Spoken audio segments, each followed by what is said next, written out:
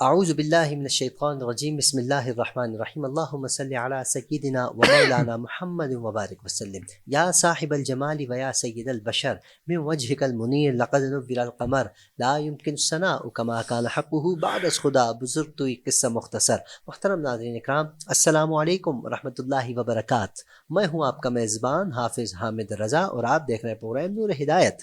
ناظرین، جیسا کہ آپ جانتے ہیں، نور ہدایت میں ہم آپ کی ملاقات علماء اکرام سے کرواتے ہیں، جن سے ہم کرتے ہیں سوالات اور جاننے کی کوشش کرتے ہیں اسلام کے حوالے سے معلومات۔ آج کے ہمارے معزز مہمان پہلے بھی نور ہدایت کے پروگرام میں تشریف لا چکے ہیں، وینس ٹی وی کو زینت بخش چکے ہیں۔ میری مراد حضرت علامہ مولانا جمیل انجم مدنی دامت برکاتہ العالیہ۔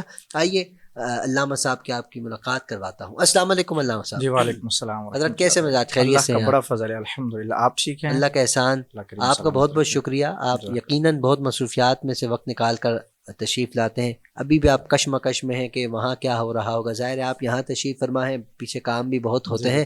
ایک نجی چینل سے بھی آپ کا تعلق ہے، پھر شعبہ تدریس سے بھی تعلق ہے، امامت بھی فرماتے ہیں ماشاءاللہ سے۔ تشریف آوری کا دوبارہ سے شکریہ۔ ناظرین، جیسا کہ آپ جانتے ہیں، علماء اکرام کی صحبت، علماء اکرام سے سیکھنے کو ملتا ہے بہت کچھ۔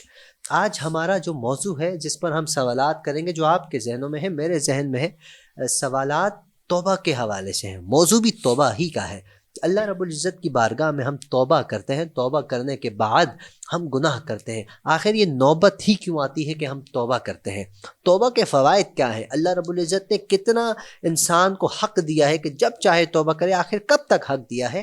اس کی فضیلت کتنی ہے؟ جو انسان توبہ نہیں کرتا، توبہ سے بھاگتا ہے، ان کے لیے کتنے نقصانات ہیں، ان کے لیے کتنا بڑا عذاب ہے اللہ کی طرف سے، یہ آج ہم جانیں گے۔ اور یہ بھی کوشش کریں گے کہ قرآن مجید و فرقان حمید جو سرکار دو عالم صلی اللہ علیہ وآلہ وسلم کے قلب اطہر پر نازل کی گئی، اللہ رب العزت نے قرآن میں توبہ کے حوالے سے کیا فرمایا، سرکار دو عالم صلی اللہ علیہ وآلہ وسلم توبہ کے حوالے سے کیا ارشاد فرماتے ہیں، ہم جانیں گے۔ علامہ صاحب سے باقاعدہ موضوع کا آغاز کرتے ہیں۔ حضرت ارشاد فرمائیے گا، سب سے پہلے ہم توبہ کی تعریف جانتے ہیں، اس کے بعد قرآن مجید میں توبہ کے حوالے سے ارشاد فرمائیے گا۔ الحمدللہ رب العالمین والصلاة والسلام علی سید المرسلین، اما بعد فاعوذ باللہ من الشیطان الرجیم، بسم اللہ الرحمن الرحیم۔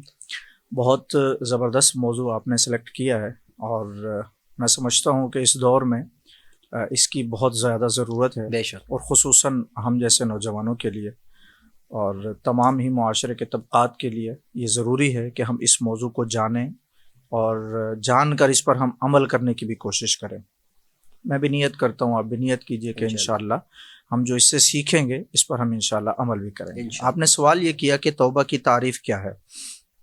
علماء کرام فرماتے ہیں کہ توبہ کی تعریف یہ ہے کہ جب بندے کو اس بات کی معرفت حاصل ہو جائے کہ یہ میں نے گناہ کر دیا ہے، یہ مجھ سے غلطی سرزد ہو گئی ہے، جب اس کو یہ معرفت حاصل ہو جائے، اس گناہ پر اس کو جو شرمندگی حاصل ہو، اس کو جو ندامت ہو، اس ندامت اور اس شرمندگی پر وہ اپنے آپ کو رب کے حضور جھکائے، اور آئندہ آنے والے وقتوں میں اپنے آپ کو اس گناہ سے بچائے، تو یہ ایک توبہ کی تعریف جو علماء نے بیان کی ہے کہ اس کو توبہ کہتے ہیں، کہ وہ اپنے آپ کو شرمندہ محسوس کرتے ہوئے، ندامت والا محسوس کرتے ہوئے، اس گناہ کی معرفت اور پہچان کرتے ہوئے رب کے حضور توبہ کر لے، تو اس کو توبہ کہا جاتا ہے۔ ماشاءاللہ، در تعریف بہت خوبصورت انداز میں۔ اچھا، قرآن مجید میں یقیناً کئی مرتبہ کئی مقامات پر توبہ کے حوالے سے اللہ رب العزت کا فرمان ہے، ارشاد فرمائیے گا۔ اللہ رب العزت نے قرآن مجید فرقان حمید کے اندر ارشاد فرمایا، یا ایھا الذین آمنوا توبوا الی اللہ توبۃ نصوحا۔ فرمایا اے ایمان والو۔ یہاں ایک بڑا پیارا جملہ جو ایمان والو کہا نا، تو اس سے کافر مائنس ہو گئے۔ بالکل، کتنا کریم رب ہے، غلطیاں معاف کروانے کے لیے طریقہ ارشاد۔ سبحان اللہ، سبحان اللہ۔ یعنی اللہ تبارک و تعالیٰ یہ نہیں کہہ رہا ہے کہ میرے بندے تو نے غلطی کر دی تو اب تجھے صرف سزا ہی ملے گی، تجھے صرف اور صرف پکڑ ہی جائے گا، تو تجھے کوئی معافی نہیں، ایسا نہیں، بلکہ اللہ تبارک و تعالیٰ تو بخشش کے بہانے مہیا کر۔ فرمایا یا ایھا الذین آمنوا توبوا الی اللہ توبۃ نصوحا۔ فرمایا اے ایمان والو، توبہ کرو، ایسی توبہ جو تمہارے لیے آگے کے لیے نصیحت ہو جائے۔ نعیم الدین مراد آبادی رحمۃ اللہ تعالی علیہ نے اس بات کے تحت لکھا، فرمایا وہ توبہ جس کا اثر جو ہے وہ صدق توبہ کے مطابق ہو، اور اس کا اثر آنے والے اعمال کے اوپر ہو، یہ توبہ نصوحا۔ اور اس کو مثال دے کر کیا سمجھایا گیا فرمایا جس گناہ پر بندے نے توبہ کی ہے اس گناہ کی طرف لوٹ کر جانا اس کے لیے ایسا مشکل ہو جائے، اتنا مشکل ہو جائے جس طرح تھن سے نکلا ہوا دودھ تھن میں ڈالنا مشکل ہو جاتا ہے۔ تو یہ توبۃ نصوحہ ہے کہ بندہ گناہ تو کر لے، غلطی ہو گئی، انسان ہے نا، اب جب اس سے غلطی ہو گئی ہے، سرزد ہو گئی ہے خطا اس سے، اب رب تعالیٰ اس کو فرماتا ہے کہ تم میری بارگاہ میں آ جا۔ اور کریم ایسا رب ہے، وہ یہ نہیں کہتا کہ تو نے ایک بار آ کر مجھ سے معافی مانگ لے، اب دوبارہ آنے کی ضرورت نہیں، اب اگر غلطی کرے گا تو پکڑ ہو جائے گی، نہیں، وہ کہتا تو ایک بار آ، تو بار بار آ، تیرے گناہ اگر سمندر کی جھاگ کے برابر بھی ہوں گے نا، اور زمین کو اگر تو بھر دے گا پھر بھی تو توبہ کرے گا تو میں تیری توبہ کو قبول کر لوں۔ سبحان اللہ، کتنی کریم ذات ہے، سبحان اللہ۔ اچھا حضرت، آپ نے بھی ایک لفظ ارشاد فرمایا جو کہ مجھے سوال مل گیا کہ انسان خطا کا پتلا ہے، غلطی کا پتلا ہے۔ اکثر لوگ کہتے ہیں یہ نہیں کہنا چاہیے، اور اکثر اگر دیکھا جائے تو واقعی میں انسان ہی سے خطا ہوتی ہے، تو خطا کا پتلا ہی ہے۔ آپ کیا فرمائیں گے؟ دیکھیں، خطا کے پتلے سے یہ مراد نہیں ہے کہ وہ خطا سے ہی بنا گیا ہے، بلکہ خطا سے مراد یہ ہے کہ انسان سے غلطی سرزد ہو جاتی ہے۔ انسان بہت ساری چیزوں کو جتنے آمدن، خطان اور سہون، اور یہ جو آمدن ہے جان بوجھ کر کرنا، خطان ہے غلطی سے کرنا، سہون ہے بھولے سے کرنا، تو یہ ساری چیزیں ہم انسانوں سے ہی سرزد ہوتی ہیں۔ تو اگر انسان سے کسی بھی صورت کے اندر یہ معاملات ہو گئے ہیں، وہ دنیاوی طور پر ہوں یا دینی طور پر ہوں، تو اللہ رب العزت یہ نہیں فرماتا کہ اب تجھ سے غلطی ہو گئی، ہم تجھے معاف نہیں کریں گے، تو آ جا۔ وہ تجھ سے آمدن ہوئے ہیں، تجھ سے خطان ہوئے ہیں، اور تجھ سے سہون بھی ہوئے ہیں نا، تو کسی بھی صورت میں ہوئے ہیں تو آ جا۔ تو انسان خطا کا پتلا سے مراد یہ ہے کہ انسان سے غلطی سرزد ہو سکتی ہے، مرفوع القلم نہیں ہے۔ ہاں، معصومین کچھ ہیں، اور وہ کون ہیں؟ انبیاء کرام علیہ الصلوۃ والسلام ہیں، فرشتے ہیں، ان کے سوا کوئی معصوم نہیں۔ ہاں، اللہ جن کو چاہے محفوظ فرما دے، صحابہ کرام ہے اللہ نے ان کو محفوظ رکھا ہے، اولیاء کرام اللہ ان کو بھی محفوظ فرماتا ہے، لیکن معصوم کا جو لفظ ہے وہ انبیاء کرام پر صادق آئے گا، باقی انسان غلطی ہو سکتی ہے۔ حضرت، جیسا کہ قرآن میں توبہ کے متعلق آپ نے ارشاد فرمایا، یقیناً صاحب قرآن سرکار دو عالم صلی اللہ علیہ وسلم نے اپنی ظاہری زندگی میں ہر چیز کی وضاحت فرمائی ہے، تو فرمائی گا نا توبہ کے حوالے سے سرکار کے فرامین کیا ہے؟ اگر کوئی سرکار کے دور میں کوئی توبہ کرتا تو سرکار اس کے لیے کیا خوشخبری ارشاد فرماتے؟ دیکھیں، اللہ کے نبی صلی اللہ علیہ وسلم کی حدیث طیبہ جب ہم پڑھتے ہیں نا تو ہمیں ایسی ایسی چیزیں ملتی ہیں توبہ کے متعلق۔ ایک تو حدیث مبارکہ اللہ کے نبی فرماتے ہیں التائب من الذنب کمن لا ذنب لہ، فرمایا جو بندہ گناہوں سے توبہ کر لیتا ہے نا وہ گناہوں سے ایسا پاک ہو جاتا ہے کہ گویا کہ اس نے کبھی گناہ کیا ہی نہیں ہے۔ اب مجھے یہ بتائیے کہ اللہ تبارک و تعالیٰ کا کتنا بڑا کرم ہے کہ وہ بندے کو اس انداز میں معاف کر دیتا ہے کہ اس نے کبھی بھی گناہ نہیں کیا ہے، کبھی بھی اس سے کوئی غلطی سرزد نہیں ہوئی، کبھی اس نے خطائیں نہیں کی ہے، اتنی بڑی کرم نوازی۔ اور ایک اور حدیث مبارکہ میں آپ کو سناؤں کہ میرے نبی کریم صلی اللہ علیہ وسلم صحابہ کرام کے درمیان موجود تھے، اور کیسا خوبصورت منظر ہوگا وہ کہ اللہ کے نبی علیہ الصلوۃ والسلام ان جگمگ جگمگ تاروں کے اندر موجود ہوں گے۔ نبی کریم علیہ الصلوۃ والسلام نے ارشاد فرمایا، اے میرے صحابہ یہ بتاؤ اس شخص کو کتنی خوشی ہوگی کہ جو بندہ سفر کے لیے زیادہ راہ باندھ کر نکلے اور سواری پر اپنا ساز و سامان باندھ کر جائے اور ایک چٹیل میدان کے اندر جائے، وہاں سوئے آرام کرے، نیند سے بیدار ہو تو اس کا سارا ساز و سامان سواری سمیت کہیں گم ہو چکا ہو۔ حضور علیہ الصلوۃ والسلام نے ارشاد فرمایا، میرے صحابہ بتاؤ نا ذرا اس کے ساتھ کیا معاملہ ہوا ہوگا؟ عرض کی یا رسول اللہ وہ تو غمزدہ ہوا ہوگا۔ حضور نے فرمایا اس لیے نا کہ اس کا ساز و سامان چلا گیا، اس کی ہر شے چلی گئی، گویا کہ وہ چٹیل میدان میں بیٹھا ہے، اب اس کو موت کے سوا کوئی چیز نہیں آ سکتی، نہ پانی نہ کھانے کو کوئی چیز، کچھ بھی نہیں ہے۔ حضور فرماتے ہیں کہ وہ اسی انتظار میں کہ بس اب موت آ جائے، پھر سو گیا۔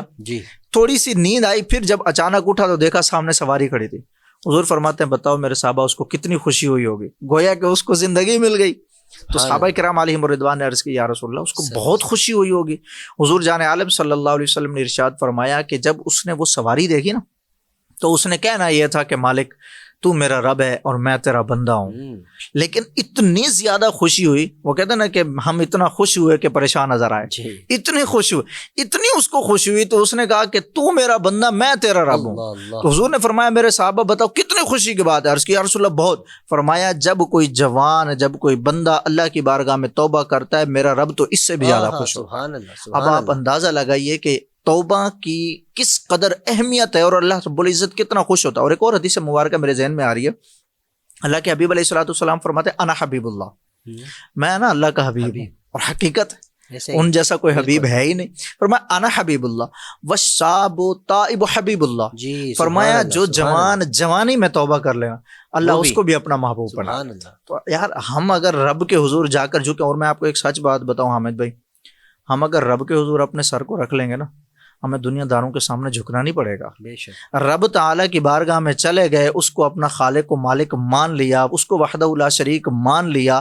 جب اس کے ہو جائیں گے نا، وہ کہتا ہے تو میرا ہو جا، کائنات تیری کر دوں گا. سبحان اللہ، تو اللہ بے رب شک۔ العزت یہ توبہ کے پھر انعامات بھی عطا اچھا فرماتا حضرت، توبہ کے انعامات بھی ہیں، ہم سنتے چلے آ رہے ہیں علماء اکرام سے بھی شروع سے لے کر اب تک، لیکن یہ بھی یہ یقین جانیے، آپ بھی جانتے ہیں، سمجھتے ہیں کہ توبہ ایک دم سے انسان نہیں کرتا.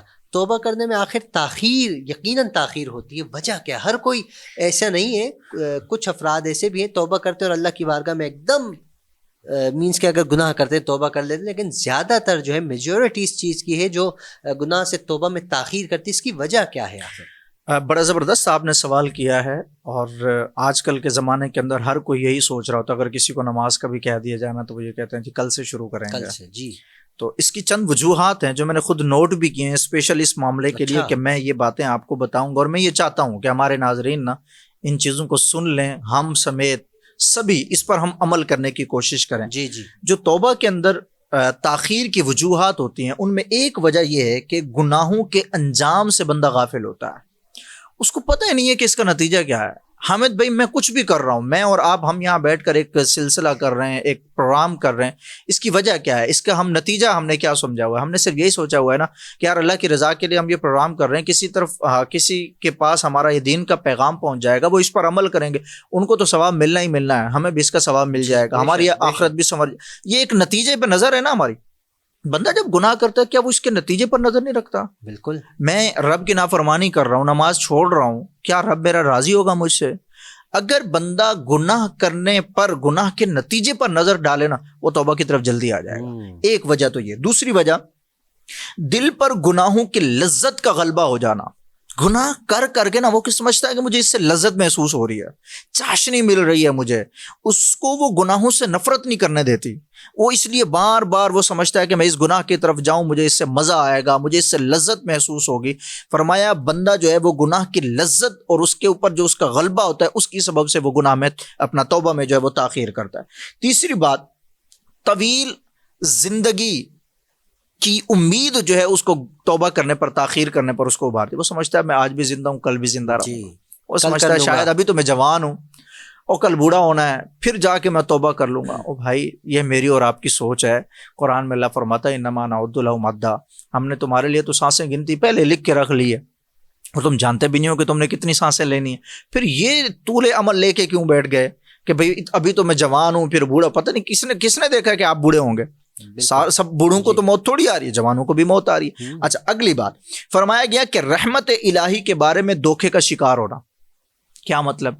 رب تعالیٰ الرحمن بھی ہے، جی، رب تعالیٰ الرحیم بھی ہے، کہ یار اللہ رحمان الرحیم ہے، وہ معاف کر دے گا. بھائی اللہ رحمان الرحیم ضرور ہے، قہار بھی لیکن قہار و جبار بھی جی. تو ہے نا.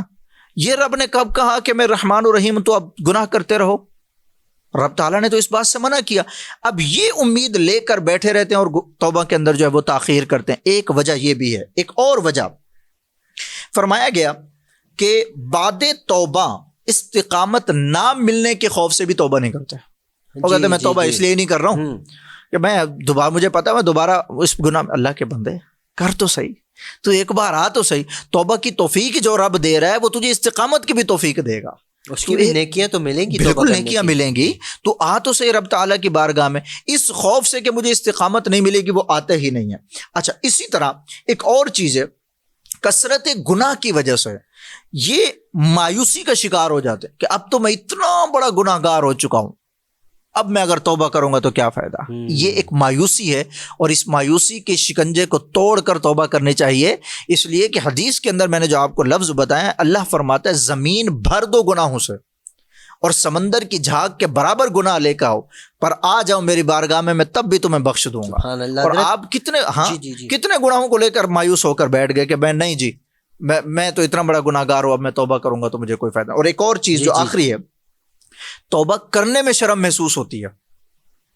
کیا کرنا ہے جی؟ توبہ کرنے میں شرم محسوس. جی مطلب رب کی بارگاہ میں جھکنے میں کس چیز کی شرم؟ بندوں کے بارے میں سامنے تو جھک جاتے ہیں، باس کے سامنے جی لبیک حضور میں حاضر، لیکن رب کے سامنے کھڑے ہو کر سر کو سجدے میں رکھنے کا مزہ نہیں آتا۔ تو یہ جو چند چیزیں تھیں میں نے آپ کے سامنے عرض کی ہیں کہ یہ توبہ میں تاخیر کا سبب بنتی ہیں۔ ہمیں تو ایسے واقعات بھی ملے نا، اللہ رب العزت نے ایک انسان نے پوری زندگی گناہوں میں گزار دی، مرتے وقت اس نے توبہ کر لی، اللہ رب العزت نے اس کی سارے گناہ معاف کر دیے۔ ایسے بہت سے یہ واقعات کیسے کتنے واقعات ہیں، میں صرف ایک بات آپ کو بتاتا ہوں۔ ابھی جیسے آپ نے یہ سوال کیا تو چند واقعات جو اس وقت میرے ذہن میں آ گئے ہیں، میں چیدہ چیدہ آپ کو بتا دیتا ہوں۔ ایک دفعہ تو حضرت موسیٰ علیہ الصلوۃ والسلام کے زمانے میں نا قحط آ گیا، تو آپ نے لوگوں کو کہا کہ چلو اکٹھے ہو کر نا رب کی بارگاہ میں دعا کرتے ہیں کہ مالک کرم فرما، مہربانی فرما، ہمیں جو ہے وہ بارش عطا فرما دے۔ اللہ رب العزت کی بارگاہ میں نا اللہ کے نبی حضرت موسیٰ علیہ السلام سمیت سب لوگ مل کے دعائیں کر رہے ہیں، بارش نہیں ہو رہی، کافی وقت بیت گیا نا۔ اللہ تبارک و تعالیٰ کی بارگاہ میں عرض کی مالک ہم کب سے تیری بارگاہ میں کھڑے ہیں، دعائیں کر رہے ہیں، التجائیں کر رہے ہیں، قحط سالی ہو گئی، کرم فرما، بارش عطا فرما، ہمیں بے غور سے سنیے گا۔ اللہ رب العزت نے ارشاد فرمایا موسیٰ علیہ السلام یہ جو تمہارا مجمع ہے نا، ان میں ایک بندہ ایسا ہے گناہگار ہے، لیکن وہ گناہ کر کے نا گناہ پر ندامت نہیں کرتا، گناہ پر نڈر ہو چکا ہے، اس کی وجہ سے میں بارش نہیں دے رہا۔ مالک پھر کرم فرما، اس کا حل بتا کیا کریں؟ اللہ فرماتا ہے اس کو کہو یہاں سے نکل جائے، وہ چلا جائے گا نا تو میں بارش دے دوں گا۔ اللہ اکبر کبیر، حضرت موسیٰ علیہ السلام نے اعلان کر دیا۔ اب مجھے بتاؤ اس مجمع سے نکلنا آسان تھا؟ جی بالکل نہیں، آسان تو نہیں تھا نا۔ ہجوم تھا۔ اللہ رب العزت کے نبی نے جب یہ اعلان کیا نا تو سب لوگ ایک دوسرے کو دیکھ رہے ہیں، اب کون نکلے وہاں سے؟ بنی اسرائیل کی یہ روایت ہے کہ اس میں وہ جو بندہ موجود تھا نا تو اس نے دل ہی دل میں رب کی بارگاہ میں عرض کی مالک تو کریم رب ہے، تو جانتا ہے نکلتا ہوں تو لوگوں کے سامنے شرمندہ ہوتا ہوں، عزت کے دھجیاں اڑ جائیں گی، لوگ برا بھلا کہیں گے تیری وجہ سے قحط سالی آئی، تیری وجہ سے بارش نہیں ہو رہی، اور اگر رکتا ہوں تو مالک تو بارش نہیں دے گا۔ میں تیری بارگاہ میں توبہ کرتا ہوں صدق دل سے اور سچے دل سے، آئندہ کبھی گناہ نہیں کروں، تو مہربانی فرما، کرم فرما، بارش عطا فرما۔ ابھی کوئی نکلا نہیں تھا حامد بھائی، اور بارش چھماچھم برسنے لگی۔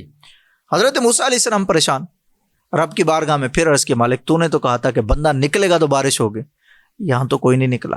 کریم رب کے الفاظ سنیے گا، رب نے ارشاد فرمایا ہے موسیٰ جن کی وجہ سے ہم نے بارش کو روکا تھا نا انہیں کی وجہ سے بارش کو دے دیا۔ حضرت موسیٰ علیہ السلام نے عرض کی مالک وہ کون ہے؟ وہ کون ہے؟ اتنا نیک ہے کہ جس کے سبب تو نے بارش دے دی، اب مہربانی کر زیارت کروا دے۔